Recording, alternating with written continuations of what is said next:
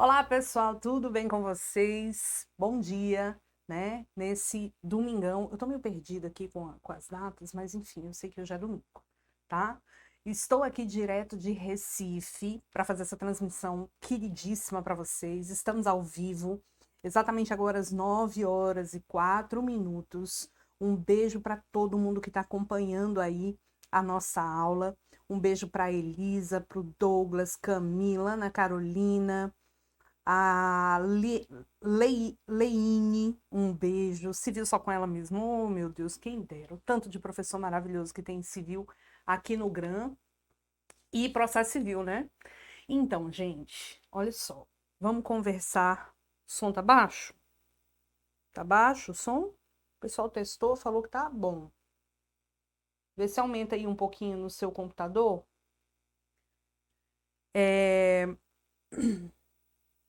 Tá tudo certo então? Bom, eu resolvi, né, fazer um esquema para vocês, um esqueminha categoria, daqueles esqueminhas, categoria não, categoria, daqueles esqueminhas que a gente faz, sabe?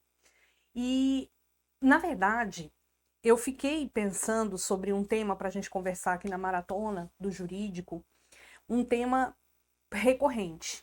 Eu fiquei entre dois temas, né? Teoria dos fatos e responsabilidade civil. Na hora que eu estava aqui arrumando o material, a internet deu problema, uma coisa, né? Louco, louco. É sempre comigo que acontece isso.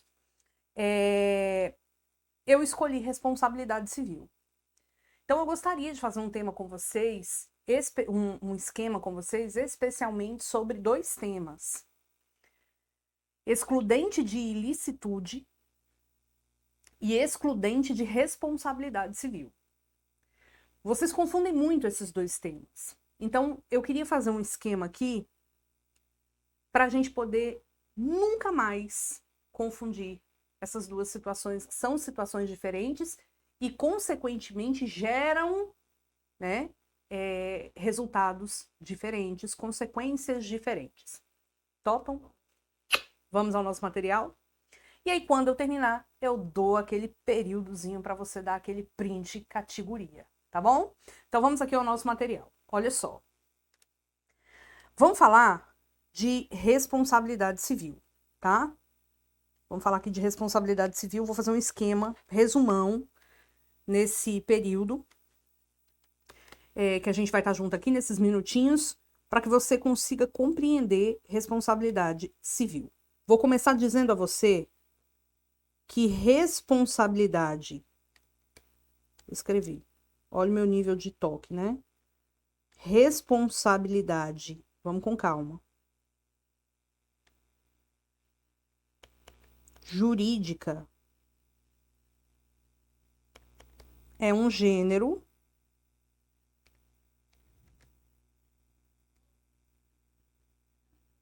que comporta três situações. Nós temos a responsabilidade penal, a responsabilidade civil e a responsabilidade administrativa. Cada uma tem suas devidas punições nas regras do jogo ali daquele ramo do direito. Então, se você fala em criminal, em penal, você tem o chamado ilícito penal, tá? E esse ilícito penal, você vai ter a punição lá no mundo do crime, com as penas, o professor estava até aí falando, né? Das penas privativas de liberdade, restritiva de direito, aquelas coisas lá do direito penal. No civil, você tem a ocorrência do ilícito civil. E aí, aqui no civil, a gente vai ter a punição de uma maneira diferente. No administrativo, o ilícito administrativo. Observe, categoricamente, que as consequências são diferentes.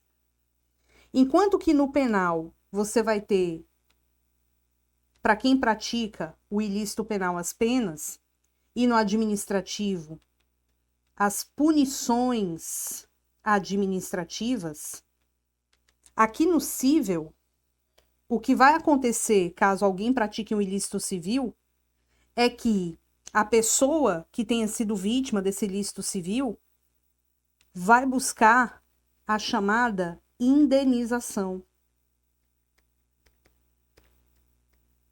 Ou também denominada reparação. Porque as punições aqui no cível mexe aonde? No bolso. Aqui no cível a gente trabalha com o bolso da criatura. E o que a gente vai estudar agora, brevemente, no esqueminha chuchu beleza, é a questão do ilícito civil. Vai prestando atenção aqui. Essa indenização que a gente busca aqui, ó, ou reparação, é o que chamamos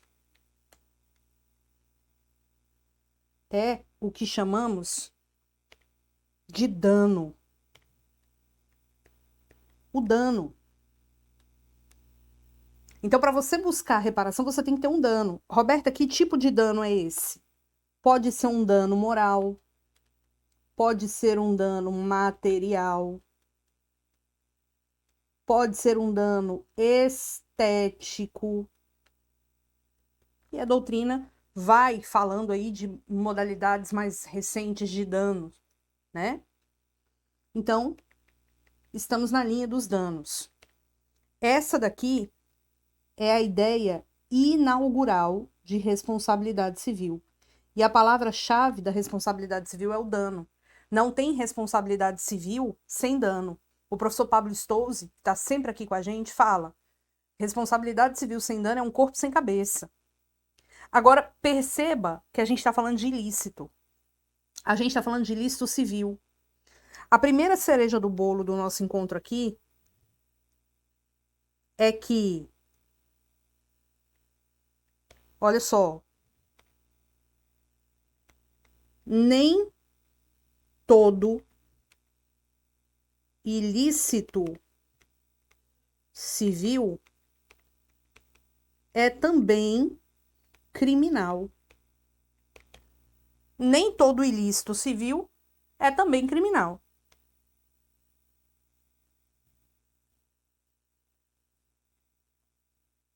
Claro. E para essa regragem aqui, a gente aplica a disposição do 935 do Código. Eu falo 935 e escrevo 4, a louca. 935 do Código Civil. Roberta, o que quer dizer isso? O 935 do Código Civil estabelece que o que acontece no cível fica no cível e o que acontece no crime fica no crime. As esferas criminal e civil não se comunicam, são independentes entre si. Então, se eu pratico um ato que é, ao mesmo tempo, criminal e civil, um ilícito que é, ao mesmo tempo, criminal e civil, por exemplo, eu promovo uma agressão a uma pessoa. A agressão vai ser crime e vai ser também o ilícito civil, porque eu estou violando o direito de personalidade de uma pessoa, integridade física. Eu vou ter as duas situações. Nesse caso, se você tem as duas situações, o que vai acontecer? Lá no crime, a pessoa será punida e lá no cível, a pessoa será punida. São esferas diferentes. Quando for, ao mesmo tempo, ilícito comum, criminal e civil. Observe, doutores, que não se comunicam, são independentes, salvo se, no crime, ficar constatada a ausência de materialidade e autoria, ou autoria. Ou seja, se lá no crime ficar comprovado que aquela pessoa não praticou o ato, é óbvio que aqui no cível também o ato não terá acontecido. E se lá ficar comprovado que não foi aquela pessoa, é óbvio que aqui no cível também ela não terá praticado, então ela não será condenada. Agora, o conceito de ilícito civil. Preste atenção agora. Roberta, qual é o conceito de ilícito civil? tá? O ilícito civil, vou puxar aqui assim, ó. O ilícito civil consta no artigo 186 e no artigo 187. O 186 que fala, aquele que causar dano a alguém, ainda que moral, comete ato ilícito. E, no final das contas, é um pilar da responsabilidade subjetiva. Já o artigo 187 fala que também comete ato ilícito o titular do direito que, ao exercer esse direito, né, acaba cometendo um abuso do direito e responde por isso. A gente tem aqui a chamada responsabilidade objetiva. Roberta, mas eu nunca entendo. Quando é que eu tenho uma responsabilidade subjetiva? Quando é que eu tenho uma responsabilidade objetiva? É fácil, vou te explicar agora. Falando aqui da responsabilidade, então, civil, vou botar bem aqui, ó. Falando aqui da responsabilidade civil, para que ela seja caracterizada, eu preciso comprovar requisitos. Eu não posso sair pedindo dano moral contra qualquer pessoa, falando qualquer coisa. Não. Para que ocorra a responsabilidade civil, eu tenho que comprovar requisitos. Quais são esses requisitos? Primeiro, eu preciso ter uma conduta humana.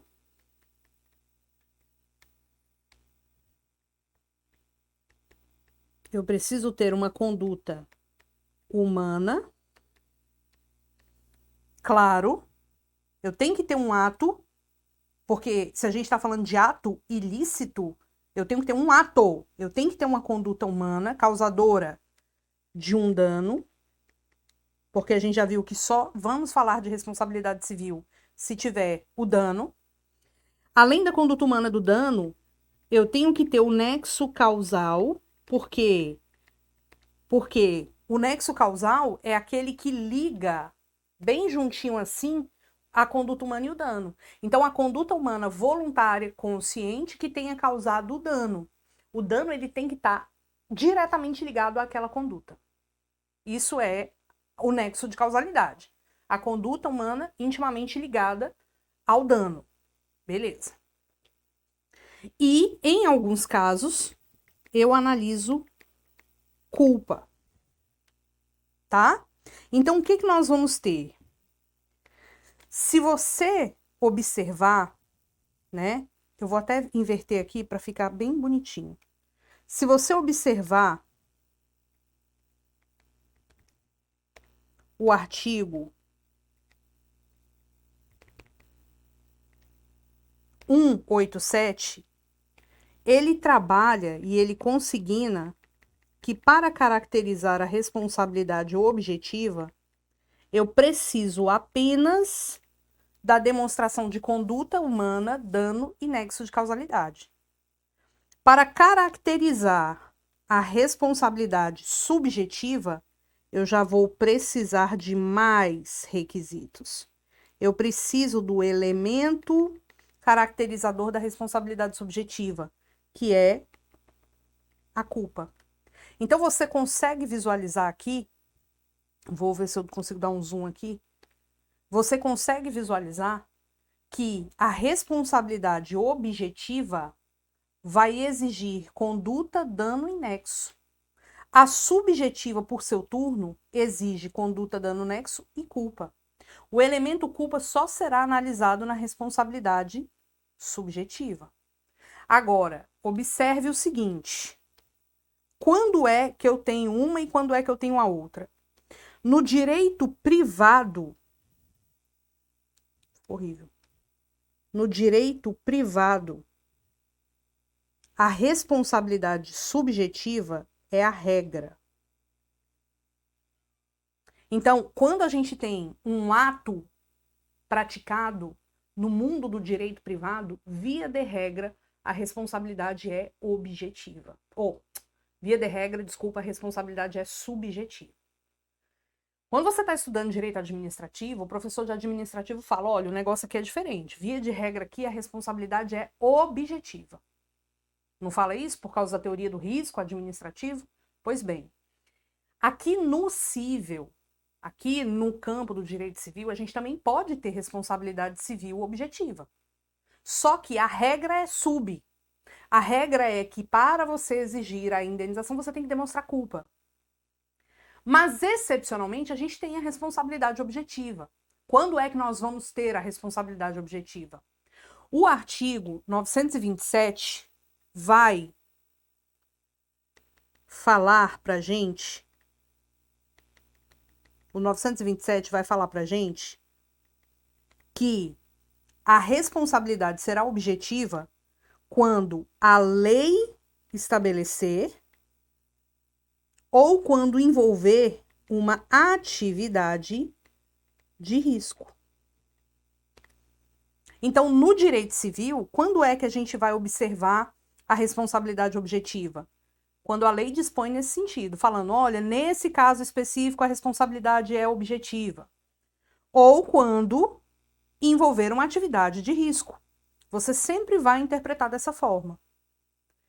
Não tem previsão na lei para a responsabilidade objetiva, ou não tem uma atividade de risco, aí, de boa, a responsabilidade vai ser subjetiva.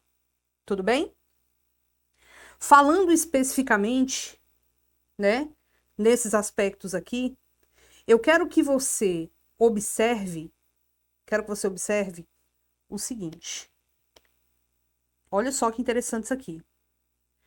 Quando a gente fala de nexo de causalidade, aliás, quando a gente fala de responsabilidade civil, eu vou te fazer uma pergunta aqui agora. Quando estão presentes, vamos trabalhar aqui a subjetiva como um exemplo, mas quando estão presentes todos os requisitos da responsabilidade subjetiva, conduta, dano, nexo, culpa, indeniza. Quando você apresenta um processo, quando você entra com uma ação alegando que o fulano te causou dano moral, não sei o que lá, você observa que você tem que provar esses requisitos para o juiz condenar o seu réu no dano moral, no dano material, no dano estético, no dano que for. Você tem que comprovar. Se você comprova, você ganha. Se você não comprova, você perde. E aí o juiz não vai condenar nos danos, na indenização, na reparação. Confere? Confere. Agora vamos lá. O réu vai chegar nesse processo e vai fazer a defesa dele. Ele vai falar, excelência, estou aqui para me defender, vai apresentar a contestação. Quando ele apresenta a contestação, o que ele vai falar? Não pratiquei o ato, não tive culpa. Não vai falar? Então, ele tem que dar um jeito de romper o nexo de causalidade. Porque veja o seguinte, para que haja a indenização, vou botar aqui, ó, para que haja a indenização, a gente tem que ter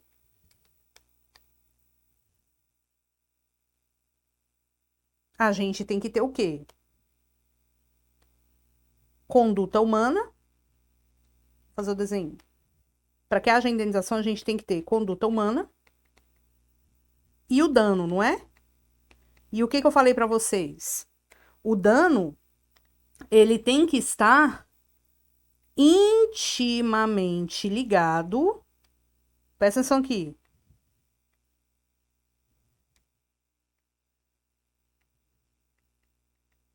O dano tem que estar intimamente ligado à conduta humana. Então, eu tenho conduta humana e o dano. Se a conduta humana foi diretamente a causadora do dano, presente está o nexo causal. Beleza. Agora, se você não comprova. Meus desenhos hoje estão horríveis, né? Se você não comprova essa situação,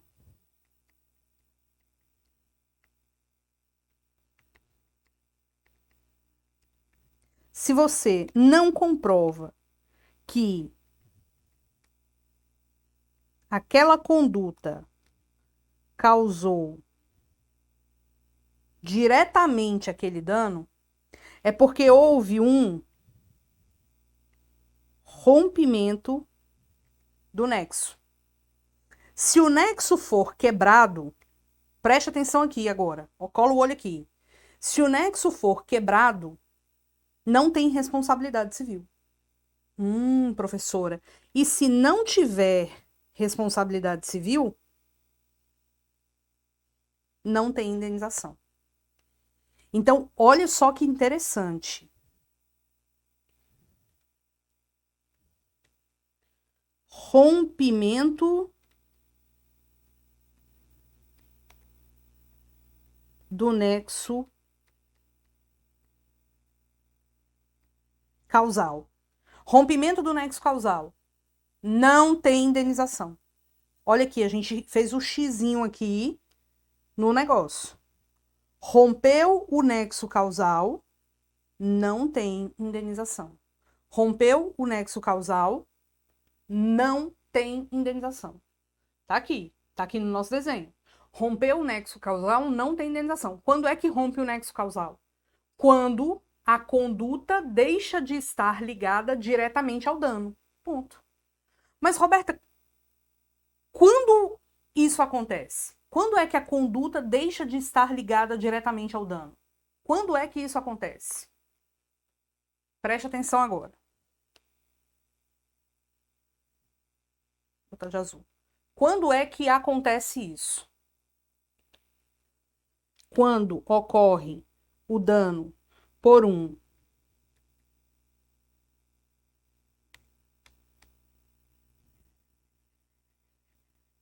fortuito ou força maior, que aí, via de regra, salvo raríssimas exceções, eu não tenho como responsabilizar alguém pelo fortuito ou pela força maior.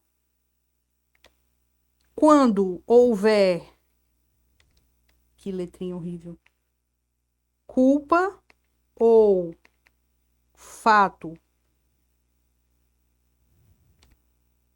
exclusivo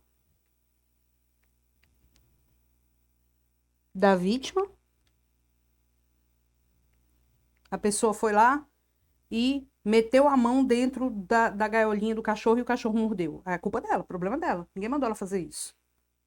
Ou quando for culpa ou fato exclusivo de terceiro. Então, eu vou te contar quais são os casos de rompimento do nexo de causalidade que vai excluir o dever de indenizar. Fortuito ou força maior, culpa ou fato exclusivo de terceiro, culpa ou fato exclusivo da vítima. São os 3 casos de rompimento. Ai, professora, entendi. Mas assim, essas causas de rompimento do nexo de causalidade, então, se elas retiram o dever de indenizar, o que a gente vai ter aqui? Nós vamos ter, vou botar de preto. Nós vamos ter excludentes de responsabilidade civil. Ora,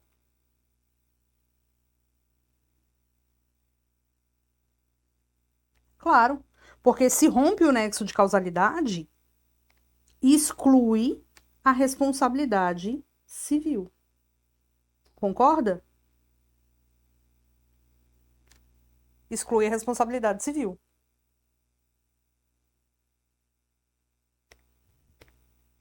Deu para você entender? Só que excluir responsabilidade civil é diferente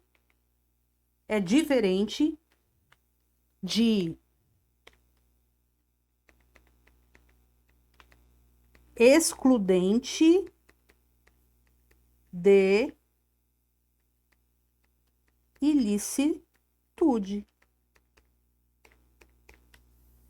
Porque se acontece uma excludente de ilicitude, calma que eu vou contar para vocês quais são. Se acontece uma excludente de ilicitude, eu vou ter o dever de indenizar. A excludente de ilicitude não exclui o dever de indenizar. Não exclui o dever de indenizar. Então, se cai numa prova assim, eu vou até botar mais grosso aqui para você não confundir.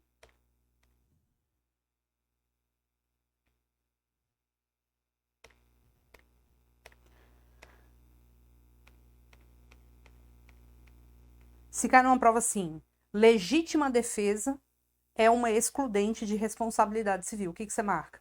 Errado. Porque não é uma excludente de responsabilidade civil. Você já viu que a excludente da responsabilidade civil é o fortuito ou força maior, a culpa ou fato exclusivo da vítima, culpa ou fato exclusivo de terceiro. Mas, professora, quais são as excludentes de ilicitude? As excludentes da ilicitude são simplesmente para dizer este ato não é um ato ilícito. Mas se este ato causar um dano, vai pagar o dano. Só isso. Por isso que a gente circula aqui, ó, o dever de indenizar. Olha aqui, ó. Onde é que a gente não vai ter o dever de indenização? Só quando houver rompimento do nexo de causalidade. Roberto, e quais são as causas de ilicitude, de excludente de ilicitude? Artigo 188. As causas de excludente de ilicitude são causas que não rompem o nexo de causalidade, mas simplesmente fala, olha, não é ilícito, mas se causar o prejuízo, vai ter que pagar. Não é ilícito, mas se causar o prejuízo, vai ter que pagar. Quais são elas?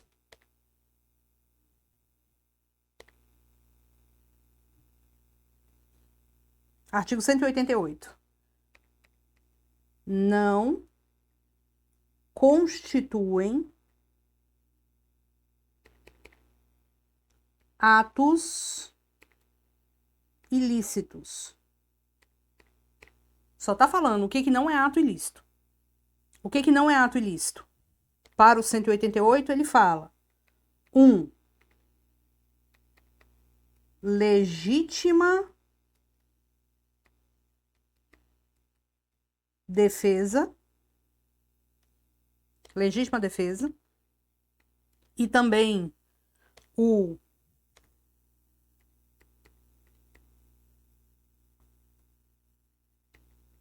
exercício regular de um direito. E 2, você praticar um ato para remoção de perigo iminente. Praticar um ato para remover um perigo iminente é exatamente o quê? Estado de perigo.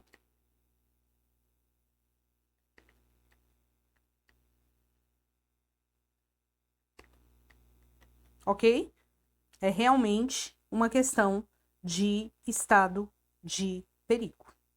Então, quais são os casos que a gente não tem ato ilícito, mas não significa dizer que não tem que indenizar? Legítima defesa, vou grifar aqui, ó.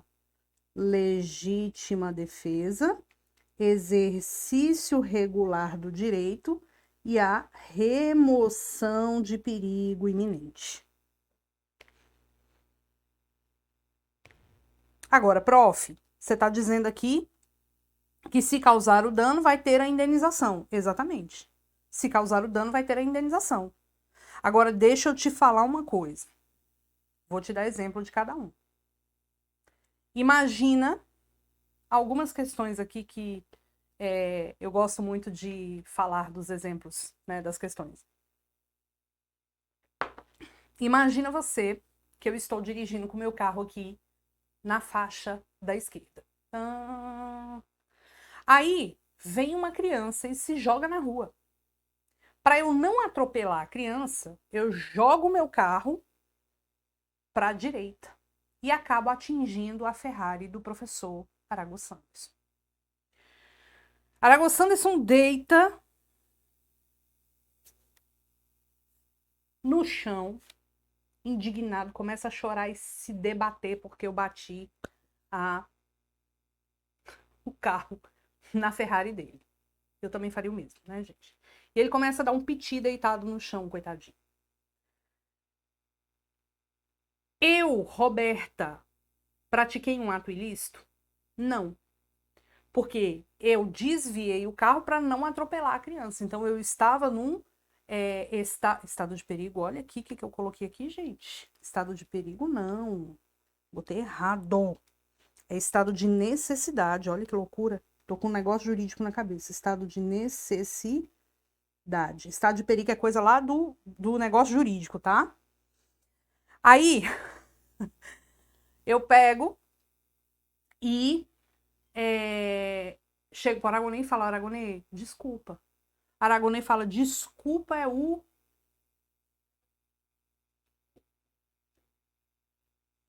Você vai pagar.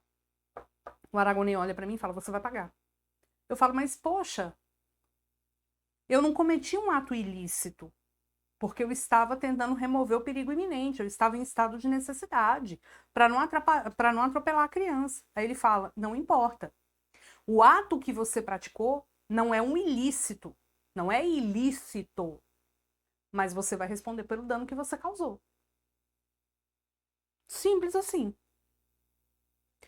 Tô eu andando no estacionamento do supermercado e vejo um cachorrinho dentro do carro esgoelando no sol, vai morrer.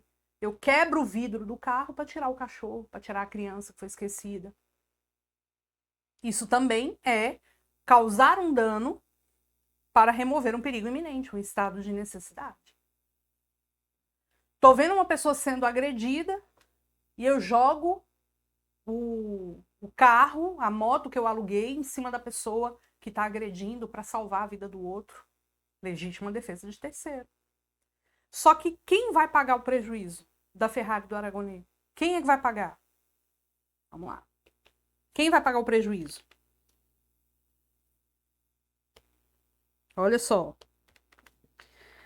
Depende, tá? Depende. Aqui a gente vai ter alguns artigos, 929, 930, 930 e 929, 930. O que que acontece? O 188, ele estabelece que não constitui ilícito, mas eu vou ter o dever de indenizar. Tá aqui, ó. Tá aqui, ó. Vai pagar o dano. Só que, Roberta, quem vai cobrar de quem? De quem? O 930, a gente tem dois artigos, o 930 e o 900. Vou botar na ordem, né, gente, para não dar uma de doida aqui. O 929 e o 930 resolvem o problema aqui. O que que a gente vai ter? O 929, ele é aplicado para o caso de estado de necessidade. E o 930, aliás, eu vou abrir aqui para vocês, para ficar mais fácil para vocês visualizarem, porque eu quero que vocês consigam entender. Deixa eu escrever aqui de novo. A letrinha da lei. Vou abrir aqui, ó. Vou abrir aqui, peraí. Muita hora nessa calma.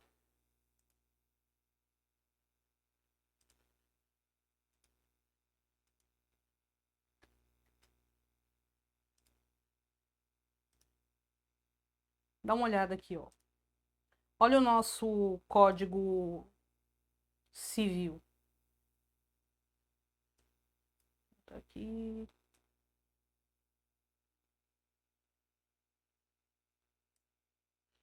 Vamos botar aqui, ó. Artigo 929. Se a pessoa lesada ou o dono da coisa, no caso do inciso 2 do 188, não forem culpados do perigo, assistir-lhes-á direito à indenização sem prejuízo do que sofrerem. Então, no caso do inciso 2 do 188, eu peguei o Aragonê e causei um dano para ele. Ele foi culpado pelo dano lá da Ferrari? Não, porque quem foi culpado pelo dano foi o pai da criança, a mãe da criança, que deixou a criança se jogar na rua. Então, eu aplico aqui o 929. Tá? Bem lindo aqui. Agora, se também no caso do inciso 2 do 188, se o perigo ocorrer por culpa de terceiro, contra este terá o autor do dano ação regressiva para haver a importância que tiver ressarcido ao lesado. Opa.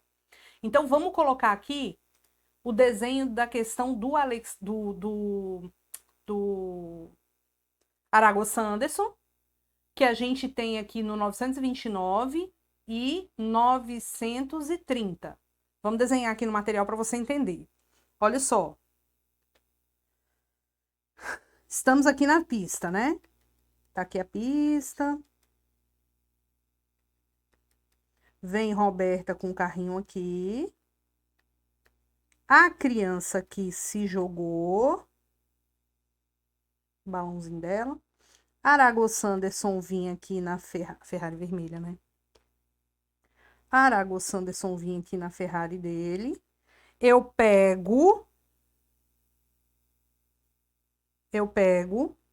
e jogo o carro aqui, causa aquela confusão toda para não atropelar a criança. Qual que eu vou aplicar aqui nesse caso? 929. Arago Sanderson, vou botar o A, tá? Só o A. Aragonê vai cobrar de Roberta, não vai? Vai. Por que que o Aragonê vai cobrar da Roberta?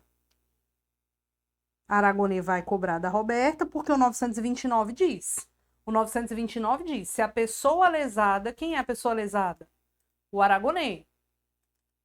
Ou o dono da coisa, o Aragonê. No caso do inciso 2 do 188, que é a remoção do perigo iminente, não forem culpados, eles realmente não forem culpados, assistir-lhes-á direito à indenização do prejuízo que sofreram. Beleza.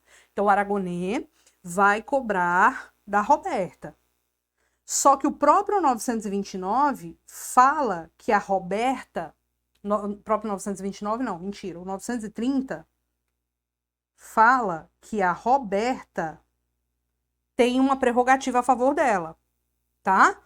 Qual é a prerrogativa? Olha lá.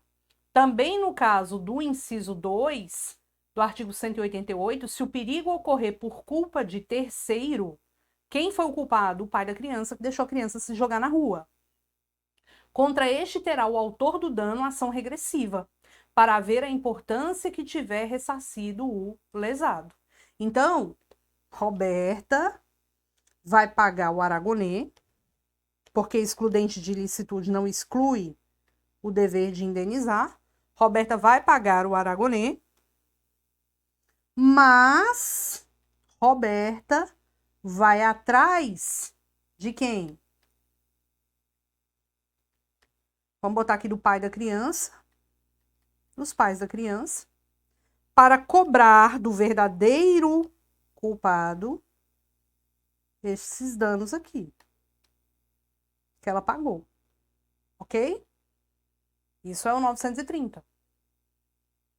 Agora, o caso do cachorrinho, o caso do cachorrinho que estava dentro do carro. Eu quebro o vidro para tirar o cachorrinho. Poxa, quem foi que deixou o cachorrinho ali? O próprio dono do carro. Então ele é o culpado.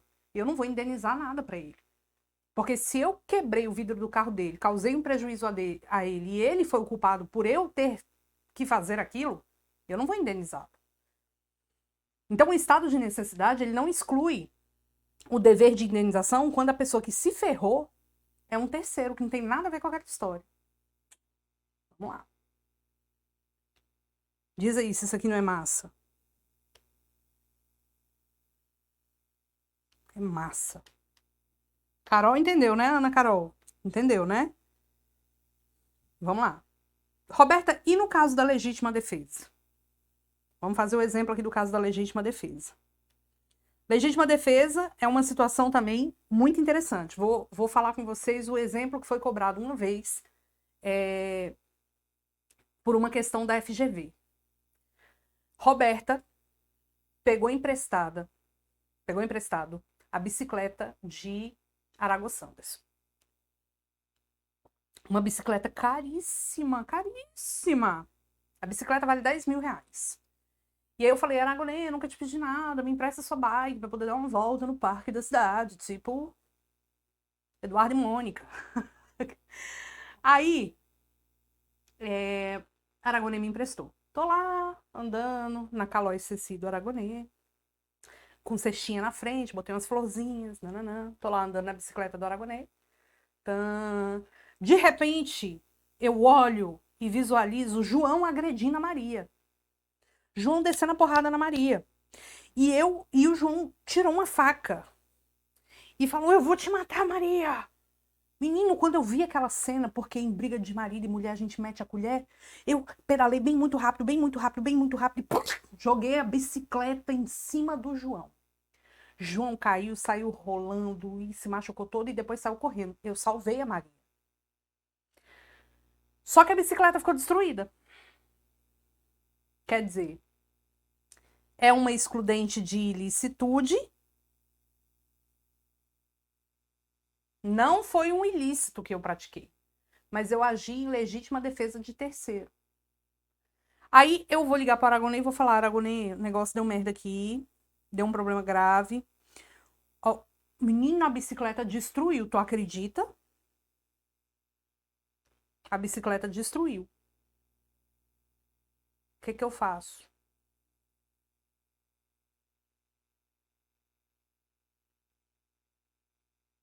Ele vai falar, me paga a bicicleta. Eu não tenho nada a ver com a história. Eu vou ter que pagar a bicicleta para o Aragones? Vou. Mas eu vou ficar no prejuízo? Não. Eu vou cobrar de quem? Fala aí pra mim no chat. Eu vou cobrar de quem? Por que o Paulo tá me chamando de Felício? Vou cobrar de quem? Quero saber. Quero saber.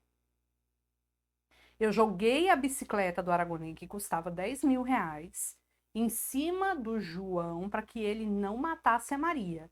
Eu agi, então, em legítima defesa de terceiro. Legítima defesa de Maria.